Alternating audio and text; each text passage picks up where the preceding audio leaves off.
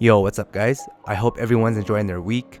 It's finally Meteor time. And to be perfectly honest, I was slightly disappointed by the meteors when I first heard them. They felt overly warm, that is, until I hit shuffle and Playing God came on.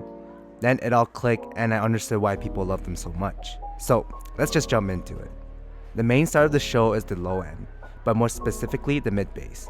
Bass drums and bass guitars sound alive, authoritative, energetic, and drives the momentum of the song forward. The Meteor got me bobbing my head back and forth with its thick and meaty low end, and the rhythm section sounds forward and in your face, given that lively characteristic. The impact and note weight is also heavy with extended rumbles, and the Meteor's bass doesn't sound like a BA at all. Separation in the low end is also fantastic. I can clearly pick out individual notes from bass guitars, and the texture and detail in the bass is one of the best I've heard.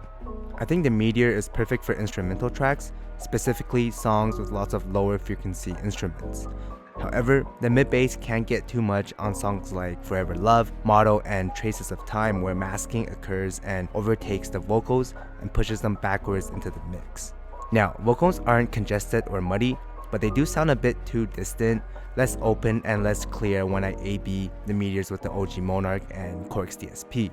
Although vocals never get fatiguing, it does get harder to pick out the texture in busier tracks because the focus is shifted onto the low end and treble.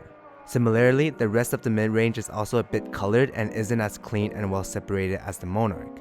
But the upside is that the Meteor's note weight is a lot more natural and less thin and light. It's definitely not neutral, and I would categorize it as a warm set.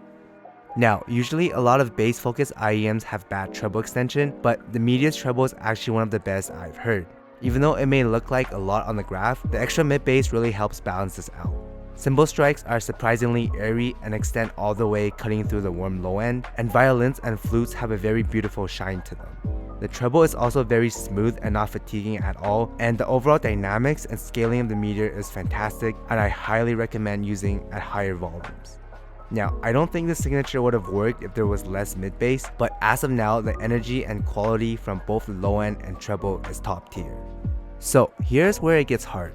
I really love the Meteor when it hits with certain artists like Polyphia, Denzel, Kendrick, and on songs with lots of low-end rhythm instruments, but on the other hand, I also can't completely recommend them for busier tracks with lots of mid-range or vocal-centric ballads because it does get too warm and hurts clarity. So depending on your library, the Meteor can either be a grand slam or a bit too much. And if you have convenient access to EQ, I recommend just making a quick adjustment which helps with masking and makes the vocals and mid-range more open and clear.